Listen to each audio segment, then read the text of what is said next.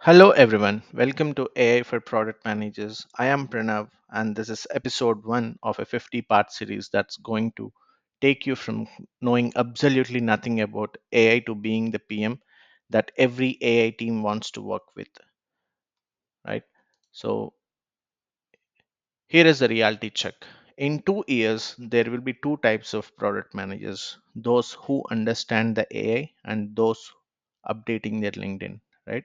So McKinsey says 60% of companies are increasing AI investment this year. AI PM roles are paying 30 to 50% more than traditional PM roles. And yet, most PMs I talk to still can't explain the difference between the machine learning and a rule engine. That changes today, right? In next 30 minutes, I'm going to give you a complete mental model of understanding the AI. No PhD is required, no code, just the frameworks you need to make better product decisions. Let's get into it. Yeah, so here is what we are covering today. First, what AI actually is and is not. We are killing the buzzwords. Second, the four types of AI that matter for your products. And the third one, real examples from products you use every single day, right?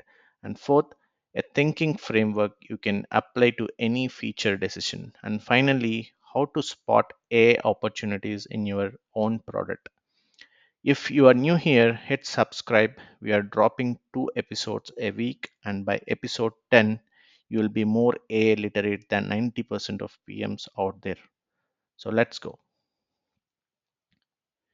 Okay, so let's start by clearing the air. Um, there is no such noise around AI that every smart people get confused. So let me tell you what AI is not. It's not magic. It's not a sentient robot that going to take your job tomorrow, right? It's not just statistics.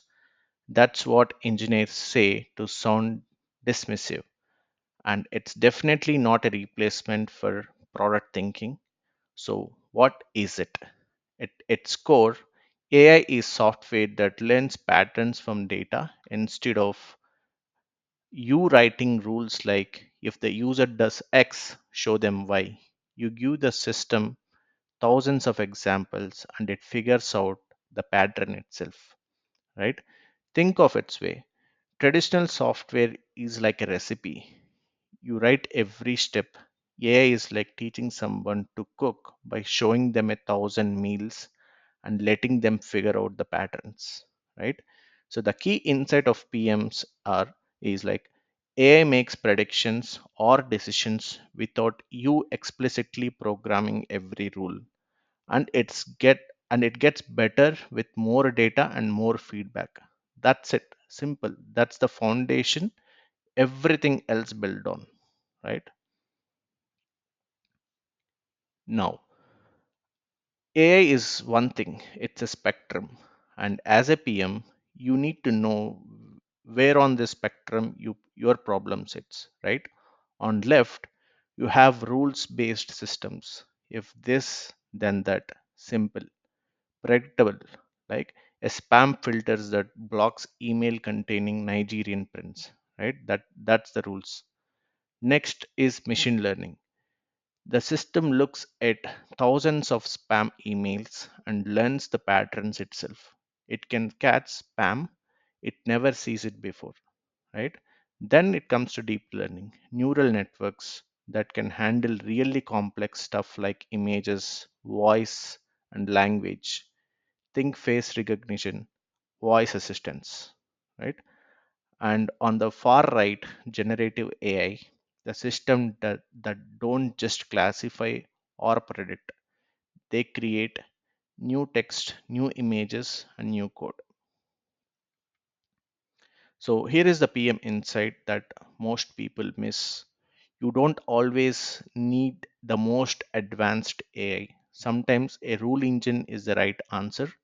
I have seen teams spend 6 months building an ML model when it when a simple if then rule would have shipped in a week, right? Part of being an AI literate PM is knowing when not to use the AI. Yep. So let's go deeper into each type. Machine learning is probably where 70% of AI in production today lives, right? The mental model is simple. Given the past behavior, what will likely happen next, right? Spotify discover weekly, that's ML. It looks at what you have listened to, what similar user listens to, and predicts the songs you like, right? So 40% of all Spotify listening now comes from recommendations. That's not a nice to have feature, that is the product, right? So Uber search pricing and ETA predictions, that is also an ML. It's looking at historical demand patterns, current traffic, driver supply, and predicting what price balances the market. This literally double their revenue during peak times, right? And then Amazon's customers also bought. So this is also an ML. 35% of Amazon's revenue comes from recommendations. Let's that sink in. A third of the world largest e-commerce company revenue is driven by a machine learning model. So Netflix saves $1 billion a year in customer retention because their recommendation engine keeps people watching instead of churning, right? So now, what do PMs need to know about ML? You need historical data, not 50 examples, thousands, ideally millions, right? So accuracy improves with more data. So there is a flywheel effect. It can be biased. If you are training a data is biased, your model is also biased. That's your problem as a PM.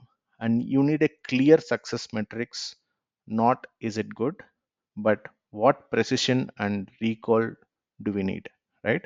So we will cover metrics in later episode, but for now, just know ML is about prediction from patterns. Okay. Then comes to deep learning. Is Deep learning is a machine learning on steroids, right? It uses neural networks, layers of mathematical functions inspired by the human brain to handle complex unstructured data, right? When I say unstructured, I mean images, audio, video, natural language, stuff that doesn't fit nearly into a spreadsheet, right? That is called unstructured. So Tesla's self-driving system process 2300 camera frames per second using a deep learning. It's not following rules like if red light stop. It learned from millions of driving hours what a red light looks like in rain at night, partially obscured by a truck, right? Also, coming to Google Photos, they can search your photos by typing beach sunset, no tags needed. Deep learning understand what's in the message, right? And coming to Shahjahan, identifies a song in 3 seconds from ambient noise in a bar. You know that? That's deep learning on audio. And Pinterest learns lens, right? So you point your camera at a pair of shoes and it finds similar products. 600 million visual searches a month. So for PMs, here is what matters. Deep learning needs massive data sets. We are talking millions of labeled examples. It's computationally expensive. GPU costs are real, budgets from them. It often a black box, right? You can't easily explain why it made a decision. That matters in regulated industries. And it's best for perception tasks. Anything involving seeing, hearing, or reading. Okay. Yeah. Generative AI. This is one everyone talking about. Generative AI doesn't just analyze, it creates new text, new images, new code, new audio, right? So GitHub Copilot generates code suggestions and developers are coding 55% faster. Microsoft is making over 100 million a year from this single AI feature, right? And also the Canvas magic write generates design copy and layouts. They went from a design tool to an AI powered creative platform. 170 million users is the business impact. And Notion AI summarizes documents, write drafts, extracts action items. It made knowledge, and it works 30% faster of their users. And Duolingo Max added an AI conversation partner. You practice speaking with an AI that adapts your level, right? Engagement doubled on their premium tier. That's a business impact for them. So now the PM challenge is with Gen AI are different. Hallucination, the model will confidently make things up. You need guardrails, right? So quality varies. Sometimes it's brilliant, sometimes it's garbage. How do you handle that UX, right? Cost per API call at scale. If every user action cost you 2 cents in API calls, that adds up fast. You need to think about unit economics, trust calibration. User needs to know when to trust the output and when to verify. That's a UX design challenge, right? So the biggest mistake I see PMs make with Gen AI is like treating it as a feature instead of thinking about the end-to-end user experience. So we added AI is not a product strategy. Okay. So AI agents. So this is the frontier. AI agents are autonomous systems that can plan, execute, and iterate on multi-step tasks, right? So difference between Gen AI and an agent is like ChatGPT answers your question, an agent goes and does the thing, right? So researches, writes, edits, publishes, and checks the results. So driven by cognition is an AI software engineer. So you will give it a task like fix this bug, and it reads the code base, identifies the issue, writes the fix, runs the test, and submit a pull request autonomously. And Harvey AI is a legal research agent. Lawyers used to spend 10 hours reviewing a contract, right? So Harvey does it under an hour. And Perplexity is a research agent. Instead of giving you 10 blue links, it reads multiple sources, synthesizes an answer, and cites everything. Right? For PMs, agents are exciting but also challenging. Reliability, reliability is the number one issue. If it fails on step 7 of a 10-step task, what happens? Right? You need human in loop design. So, where does the human approve, review, or override? Cost can be 10 to 100x a single API call because the agent makes many calls to complete a task. So, your job as a PM, define the guardrails. What can it do? What must it ask permission for? And what's the escalation path, right? So, I believe agents are where the biggest PM opportunities will be in the next 2 3 years. We will go deep dive in episode 19. Okay. Yeah. Okay. Now you know the four types, but how do you actually use this knowledge day to day? Right. I want to give you a framework, 5 questions to ask before proposing an AI feature. The question one: what type of problem is this? Is it a prediction problem, a classification problem, or a generation problem? Right. This tells you which type of AI to consider. Okay. And the question two is: do we have enough quality data? Where does it come from?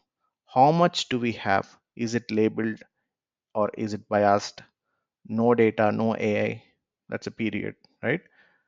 And question three: what's the 10x improvement over the non AI solution? If AI makes it 20% better, maybe a rule engine is good enough, right? So AI should be a step change, not an incremental improvement.